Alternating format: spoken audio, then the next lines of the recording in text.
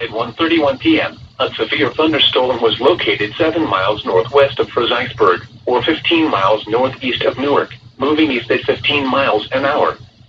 Hazard, 60 miles an hour wind gusts.